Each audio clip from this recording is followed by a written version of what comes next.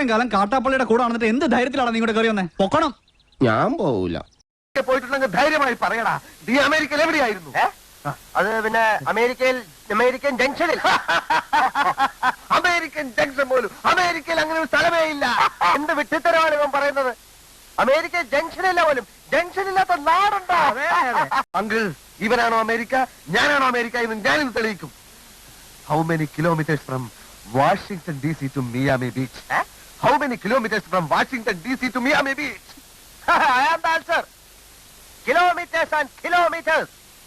In these days of degenerating decencies of Miami Beach to Washington, when diplomacy and bureaucracy become interchangeable from complicated America to America. Stop it.